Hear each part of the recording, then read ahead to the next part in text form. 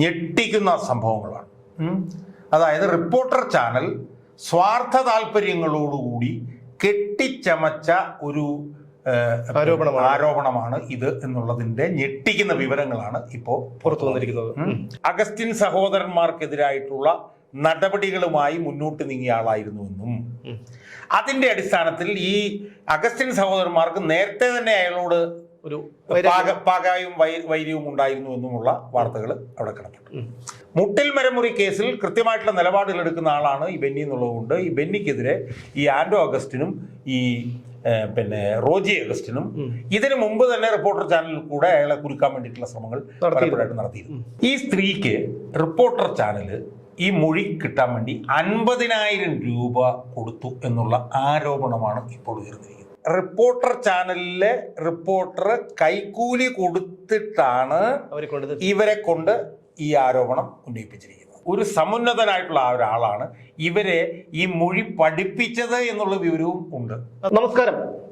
അതീവ ഗുരുതരമായ ഒരു വെളിപ്പെടുത്തലാണ് ഈ കഴിഞ്ഞ മണിക്കൂറുകളിൽ കേരളം കേട്ടത്. മലപ്പുറം മുൻ SP സുജിത് ദാസും ഒരു DYSPയും CAയും ചേർന്ന ഒരു സ്ത്രീയെ പീഡിപ്പിച്ചു എന്നുള്ള വാർത്തയാണ് ഇപ്പോൾ പുറത്തു വന്നിരിക്കുന്നത്. അത് റിപ്പോർട്ടർ ചാനലിലൂടെയാണ് എന്നുള്ളതാണ് നമ്മുടെ മറ്റൊരു കാര്യം. സുഹൃത്ത്, ഞാനിന്ന് രാവിലെ അത് കണ്ടു. അതില് ഒരു സ്ത്രീ ഇരുന്നു കൊണ്ട് അവരെ അവിടുത്തെ ഒരു സർക്കിൾ ഇൻസ്പെക്ടറും അവിടുത്തെ ഒരു DYSPയും സുജിത് ദാസും നിരന്തരമായി അവരെ ബലാത്സംഗം ചെയ്യുന്നതിൻ്റെ വിശദാംശങ്ങളാണ് അവർ പറഞ്ഞുകൊണ്ടിരിക്കുന്നത്. അതിൽ സുജിത് ദാസ് ചെയ്ത സമയത്ത് ബലാത്സംഗം ചെയ്യുന്നതിന് മുമ്പ് സുജിത് ദാസ് പൂർണ്ണമായും മദ്യപിച്ചിരിക്കുകയായിരുന്നു എന്നും മദ്യപിച്ചിട്ട് എന്നിട്ട് ബലാത്സംഗം ചെയ്യുന്നതിന് മുമ്പ് ഇവരുടെ ചെരുപ്പ് പുറത്ത് കിടന്നത് ഇയാളെടുത്ത് മാറ്റിയെന്നും ആരും കാണാതിരിക്കാൻ വേണ്ടി മാറ്റിയെന്നും അയാൾ എന്തോ പൈസ കൊടുക്കാൻ വേണ്ടിയിട്ട് ശ്രമിച്ചെന്നും അയാൾ അതിൻ്റെ ഇടയിൽ എൻ്റെ അങ്കിളാണ് ഇവിടുത്തെ മുഖ്യമന്ത്രി, അതുകൊണ്ടൊന്നും പേടിക്കേണ്ട ആവശ്യമില്ല എന്ന് പറഞ്ഞു എന്നൊക്കെ പറഞ്ഞുകൊണ്ട് ഇവർ 3 പേരും ഇവരെ ബലാത്സംഗം ചെയ്തതിൻ്റെ കൃത്യമായിട്ടുള്ള വിശദാംശങ്ങൾ ഇവർ പറയുകയാണ്. അത് അവരുടെ വാക്കുകളിൽ മാത്രമല്ലേ ഉള്ളൂ. അവര് തന്നെ അല്ല, ഞാൻ പറഞ്ഞത് അവര് വെളിപ്പെടുത്തുകയാണ്. ശരി, അതിന്റെ ഓരോ സംഭവവികാസങ്ങളും ഓരോരുത്തരും വന്ന് അവരെ ബലാത്സംഗം ചെയ്തതിന്റെ കാര്യങ്ങളൊക്കെ അവർ വെളിപ്പെടുത്തുകയാണ്.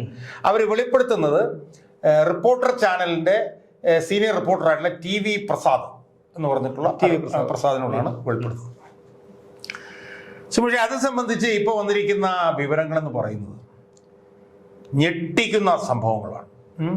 അതായത് റിപ്പോർട്ടർ ചാനൽ സ്വാർത്ഥ താല്പര്യങ്ങളോടുകൂടി കെട്ടിച്ചമച്ച ഒരു ആരോപണമാണ് ഇത് എന്നുള്ളതിന്റെ ഞെട്ടിക്കുന്ന വിവരങ്ങളാണ് ഇപ്പോൾ പുറത്തു വന്നിരിക്കുന്നത്. അപ്പൊ എനിക്ക് അവിടുന്ന് കിട്ടിയ വിവരം എന്ന് വെച്ചാൽ കൃഷ്ണലാൽ എന്നും പറഞ്ഞിട്ടൊരു സബ് ഇൻസ്പെക്ടർ ഉണ്ടായിരുന്നു.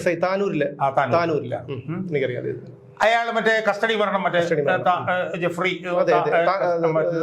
നടപടിയെടുത്ത് പോയ അതെ, അയാൾ തിരിച്ചു വന്ന സമയത്ത് അയാളെന്ന് ചുമതല ഏറ്റെടുത്ത സമയത്ത് അയാളുടെ വീട്ടിൽ ജോലിക്ക് നിന്നിരുന്നവരാണ് ഇവര് എന്നുള്ളൊരു വിവരം ഇപ്പൊ പുറത്തു വരുന്നുണ്ട്. ഈ ആരോപണം ഉന്നയിച്ചവർ എന്ന് മാത്രമല്ല, അവരുടെ പ്രധാനപ്പെട്ട ജോലി എന്ന് പറയുന്നത് ഈ ഓരോരുത്തർക്കും വേണ്ടി പരാതി കൊടുക്കുകയും പോലീസ് സ്റ്റേഷനിൽ കൊണ്ടുവന്ന് പരാതി കൊടുക്കുക, എന്നിട്ട് അതിൻ്റെ ഒത്തുതീർപ്പിന് നിൽക്കുക, എന്നിട്ട് അതിന് കിട്ടുന്ന കാശ് മേടിക്കുക, ആ കാശ് പോലീസുകാർക്കൊക്കെ ആയിട്ട് വിധിച്ചു കൊടുക്കുക. ഇതൊക്കെയാണ് അവരുടെ പരിപാടി. ഇതൊക്കെയാണെന്ന് മാത്രമല്ല, അവിഹിതമായിട്ടുള്ള ഇടപെടലുകളിലും ഒക്കെ ഇവര് പലതവണയായി ഇടപെട്ടിട്ടുണ്ടെന്നും അതിനൊക്കെ വഴങ്ങുന്നവരാണ് ഇവരെന്നൊക്കെ ഉള്ള നിലയിലുള്ള ആരോപണങ്ങളാണ് ഉയർന്നത് എന്ന് മാത്രമല്ല, ഈ കൃഷ്ണലാലിന്റെ വീട്ടിൽ ജോലിക്ക് നിന്നിരുന്നവരാണ് ഇവര് എന്നുള്ള ഒരു ആരോപണവും ഇതുമായി ബന്ധപ്പെട്ട് ഉയർന്നു വരുന്നുണ്ട്. രണ്ടാമത്തെ ഒരു പ്രധാനപ്പെട്ട വിഷയം എന്ന് പറയുന്നത് ഈ CI ആയിട്ടുള്ള വിനോദ് എന്ന് പറഞ്ഞയാൾ, അയാള് സർക്കിൾ ഇൻസ്പെക്ടറും മറ്റോ ആയിട്ട് ചുമതല ഏറ്റെടുത്ത സമയത്ത് ഇവർക്കെതിരെ FIR ഇട്ടു എന്നാണ് കേൾക്കുന്നത്, ഈ സ്ത്രീക്കെതിരെ. എന്നിട്ട് അന്വേഷണം തുടങ്ങിയത്. അപ്പൊ ഇവര് അത്തരം നിലയിൽ അസ്വസ്ഥയായി. എന്ന് മാത്രമല്ല, ഈ വിനോദിനെ കുറിച്ച് കേൾക്കുന്ന അയാൾ സ്ട്രേറ്റ് ഫോർവേഡ് ആണെന്നാണ് അയാൾ സ്ട്രേറ്റ് ഫോർവേഡ് ആണെന്ന് എനിക്ക് തോന്നി. കാരണം അയാൾ പത്രക്കാരോട് സംസാരിക്കുമ്പോഴൊക്കെ വളരെ ആർജവത്തോടു കൂടിയാണ് അയാൾ സംസാരിക്കുന്നത്. ഇതാണ് ഇവർ ഇത്തരം ഒരു വ്യവഹാരിയാണ്, ഇവര് അത്ര ഇതല്ലാത്ത ഒരു അവരാണ് ഇവര് എന്നൊക്കെ അയാൾ പറയുന്നുണ്ട്. അതൊരു വശത്ത്.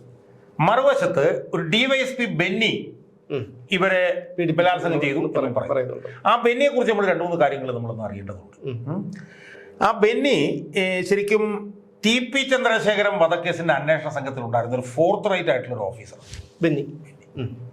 അയാളെന്തോ സർക്കിൾ ഇൻസ്പെക്ടർ. അത് മാത്രമല്ല മുട്ടിൽ മരമുറി കേസ് അന്വേഷിച്ചു. ഞാനതിലേക്ക് വരാം. അപ്പൊ TP ചന്ദ്രശേഖരൻ വധക്കേസിലെ അന്വേഷണത്തിൽ ഉണ്ടായിരുന്ന ആളായിരുന്നു എന്ന് പറയുമ്പോഴത്തെ അയാളെ കുറിച്ചിട്ട് പ്രത്യേകിച്ച് നമ്മൾ സംശയിക്കേണ്ട കാര്യമില്ല. കാരണം ഏറ്റവും ബെസ്റ്റ് ഉദ്യോഗസ്ഥനായിരിക്കും അയാളെന്നുള്ളത്. രണ്ടാമത്തെ ഒരു പ്രധാനപ്പെട്ട വിഷയം, മുട്ടിൽ മരമുറി കേസിലെ അന്വേഷണ സംഘത്തിലെ പ്രധാനി ഇയാളായിരുന്നുവെന്നും ഇയാള് വളരെ മെറ്റിക്കുലസായി ഈ അഗസ്റ്റിൻ സഹോദരന്മാർക്കെതിരായിട്ടുള്ള നടപടികളുമായി മുന്നോട്ട് നീങ്ങിയ ആളായിരുന്നുവെന്നും അതിന്റെ അടിസ്ഥാനത്തിൽ ഈ അഗസ്റ്റിൻ സഹോദരന്മാർക്ക് നേരത്തെ തന്നെ അയാളോട് ഒരു പകയും വൈര്യവും ഉണ്ടായിരുന്നു എന്നുമുള്ള വാർത്തകൾ അവിടെ കിടപ്പുണ്ട്. വേറൊരു കാര്യം കൂടി നമ്മൾ ഇതിനകത്ത് കണ്ടത്, ഈ ബെന്നിക്കെതിരെ മറുനാടൻ ഷാജൻ സ്ഥിരമായി പരിപാടികൾ ചെയ്തുകൊണ്ടിരിക്കുകയാണ്. അതിന്റെ കാരണം വെച്ചാൽ ഷാജനുമായി ബന്ധപ്പെട്ട കേസുകളും പലതും ഈ ബെന്നിയാണ് കൈകാര്യം ചെയ്തുകൊണ്ടിരുന്നത്. മനസ്സിലായി? അപ്പൊ ഷാജനും ഈ ബെന്നിക്കെതിരായിട്ട് വാർത്തകൾ ചെയ്യുന്നുണ്ടായിരുന്നു. മുട്ടിൽ മരമുറി കേസിൽ കൃത്യമായിട്ടുള്ള നിലപാടുകൾ എടുക്കുന്ന ആളാണ് ഈ ബെന്നി എന്നുള്ളതുകൊണ്ട് ഈ ബെന്നിക്കെതിരെ ഈ ആൻഡോ അഗസ്റ്റിനും ഈ റോജി അഗസ്റ്റിനും ഇതിനു മുമ്പ് തന്നെ റിപ്പോർട്ടർ ചാനലിൽ കൂടെ അയാളെ കുരുക്കാൻ വേണ്ടിയിട്ടുള്ള ശ്രമങ്ങൾ പലപ്പോഴായിട്ട് നടത്തിയിരുന്നു. അപ്പോൾ മൂന്ന് കാര്യങ്ങൾ ഇതിനകത്ത്. ഒന്ന്, ഇതിനകത്ത് പരാതിക്കാരിയായിട്ടുള്ള അവര് ശരിയായിട്ടുള്ള ഒരു ഇതല്ലെന്നോ ഒരു നിശ്ചിത താല്പര്യത്തിനനുസരിച്ച് നിൽക്കുന്നവരാണെന്നുള്ള ഒരു ആരോപണം. രണ്ട്, അവർ ആരോപണം ഉന്നയിച്ചിട്ടുള്ള CI വിനോദ് അയാൾ വളരെ സ്ട്രെയിറ്റ് ഫോർവേഡ് ആയിട്ടുള്ള ഒരാളാണെന്നുള്ളത്, അയാൾ ഇവർക്കെതിരെ FIR ഇട്ട് മുന്നോട്ട് പോയിക്കൊണ്ടിരുന്നു എന്നുള്ളതും. മൂന്ന്, ബെന്നി എന്ന് പറഞ്ഞ DYSP ഏറ്റവും മെറ്റിക്കുലസ് ആയി കേസ് അന്വേഷിക്കുന്ന ഒരു ആളുമാണ് എന്നുള്ളതാണ് അതിനകത്ത് ഏറ്റവും പ്രധാനപ്പെട്ട സംഭവം. രണ്ട്, റിപ്പോർട്ടർ ചാനല് ആണ് ഇവരുടെ വെളിപ്പെടുത്തൽ കൊണ്ടുവന്നിരിക്കുന്നത്. അപ്പൊ ഇത് പൊതുവിൽ നമ്മൾ നോക്കുമ്പോൾ തന്നെ ബെന്നിയായിട്ടുള്ള വിരോധം റിപ്പോർട്ടർ ചാനലിനും കാര്യമായിട്ടുണ്ട് എന്നുള്ളത് നമ്മൾക്ക് അറിയാൻ കഴിയുന്നുണ്ടല്ലോ. നമുക്ക് കിട്ടുന്ന ഏറ്റവും ഞെട്ടിക്കുന്ന ഒരു വിവരം എന്ന് പറയുന്നത്, ഈ സ്ത്രീക്ക് റിപ്പോർട്ടർ ചാനല് ഈ മൊഴി കിട്ടാൻ വേണ്ടി 50,000 രൂപ കൊടുത്തു എന്നുള്ള ആരോപണമാണ് ഇപ്പോൾ ഉയർന്നിരിക്കുന്നത്. 50,000 രൂപയ്ക്ക് വേണ്ടിയാണ്. 50,000 രൂപയ്ക്ക് വേണ്ടിയാണെന്നുള്ളതല്ല, 50,000 രൂപ കൊടുത്തിട്ടാണ് ഇവരെ കൊണ്ട് ഈ മൊഴി പറയിപ്പിച്ചത്. അവര് ഇതുപോലൊരു ഗുരുതരമായ ആരോപണം ഉന്നയിക്കുന്നത് 50,000 രൂപ വാങ്ങിയിട്ടാണ്. അപ്പൊ ഇവരത് കൊടുക്കുന്നു. അല്ല, ഞാൻ പറഞ്ഞത് അതല്ല പ്രസക്തം. മനസ്സിലായി? അവർ 50,000 രൂപ ഇവർക്ക് റിപ്പോർട്ടർ ചാനലിലെ റിപ്പോർട്ടർ കൈക്കൂലി കൊടുത്തിട്ടാണ് ഇവരെ കൊണ്ട് ഈ ആരോപണം ഉന്നയിപ്പിച്ചിരിക്കുന്നത് എന്നുള്ള വളരെ ഗുരുതരമായിട്ടുള്ള ആരോപണമാണ് ഇപ്പോൾ വന്നിരിക്കുന്നത്. മനസ്സിലായില്ലേ? അപ്പൊ അത് സംബന്ധിച്ച് അവര് ഇത് കൊടുത്തു എന്നുള്ള മൊഴിയുണ്ട് എന്നുള്ള വിവരമാണ് എനിക്ക് കിട്ടുന്നത്. ആ മൊഴി നാട്ടുകാര് ഇവരിൽ നിന്ന് എടുത്തു വെച്ചിട്ടുണ്ട് എന്നുള്ള വിവരമാണ് എനിക്ക് കിട്ടുന്നത്. അതായത് റിപ്പോർട്ടർ ചാനലിൽ 50,000 രൂപ കൊടുത്തു എന്നുള്ളതിന്റെ മൊഴി നാട്ടുകാർ തന്നെ ഇവരിൽ നിന്ന് എടുത്തു വെച്ചു എന്നുള്ളതാണ്. ഇനി ഒരു പ്രധാനപ്പെട്ട വെളിപ്പെടുത്തലും കൂടെ ഉള്ളതെന്ന് വെച്ചാൽ, ഒരു പ്രധാനപ്പെട്ട ആള്, ഒരു സമുന്നതനായിട്ടുള്ള ആ ഒരാളാണ് ഇവരെ ഈ മൊഴി പഠിപ്പിച്ചത് എന്നുള്ള വിവരവും ഉണ്ട്. അതിപ്പോ തൽക്കാലം വെളിപ്പെടുത്തുന്നില്ല. അതറിയാം.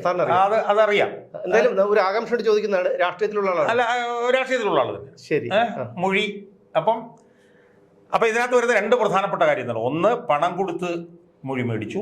രണ്ട്, രാഷ്ട്രീയത്തിലുള്ള ഒരു പ്രധാനി മൊഴി പഠിപ്പിച്ചു. മനസ്സിലായി? ഇത്രയും പ്രധാനപ്പെട്ട കാര്യങ്ങളാണ് ഇതിനകത്ത്. അപ്പൊ ഇതിൽ നിന്ന് നമ്മൾ മനസ്സിലാക്കേണ്ട ഒരു കാര്യം എന്ന് വെച്ചാൽ, റിപ്പോർട്ടർ ചാനൽ എന്ന് പറഞ്ഞ ചാനല് സംരക്ഷിക്കുന്ന താല്പര്യം എന്താണ്? നേരിട്ടുള്ള താല്പര്യമാണോ, അതോ സ്ഥാപിത താല്പര്യമാണോ, നിശ്ചിത താല്പര്യമാണോ എന്നുള്ളത് ഇതിനകത്ത് പുറത്തു വരികയാണ്.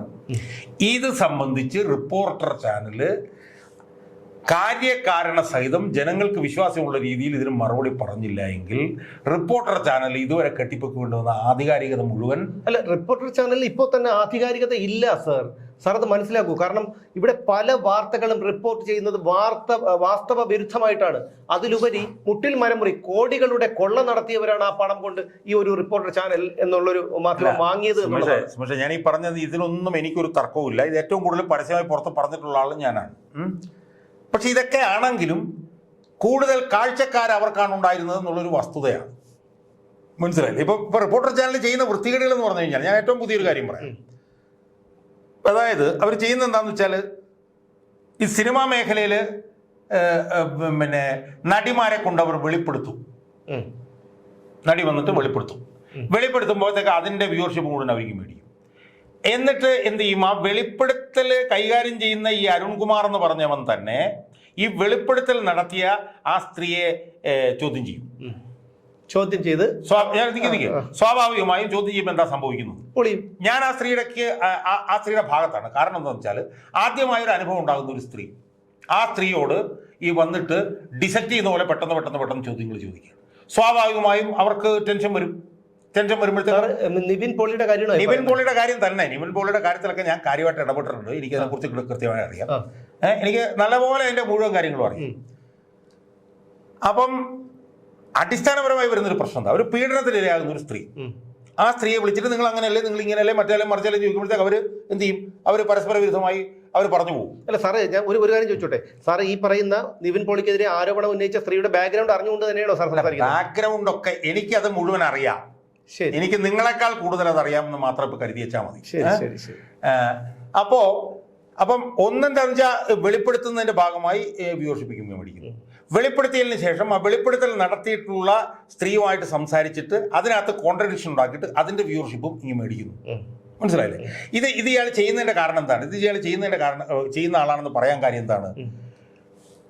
പിന്നെ വണ്ടിപ്പെരിയാറിൽ ആ 6 വയസ്സുള്ള കൊച്ചിനെ പീഡിപ്പിച്ച് കൊന്ന അവനുമായി ഇതുപോലെ തന്നെ ഒരു വ്യായാമം നടത്തി അവനെ വെള്ളപൂശാൻ ശ്രമിച്ച് അതിനകത്ത് ലക്ഷക്കണക്കിന് വ്യൂവർഷിപ്പ് വാങ്ങിയവനാണ് ഇവൻ. പക്ഷേ അതിന്റെ 16 തന്തയ്ക്കുളിയും തള്ളയ്ക്കുളിയും കിട്ടിയല്ലോ. അല്ല, ഞാൻ പറഞ്ഞത് അതൊന്നും അവന് പ്രശ്നമല്ലല്ലോ. കാരണം അവനെ സംബന്ധിച്ചിടത്തോളം അവന് വ്യൂവർഷിപ്പ് മാത്രമേ പ്രശ്നമുള്ളൂ. മനസ്സിലായി?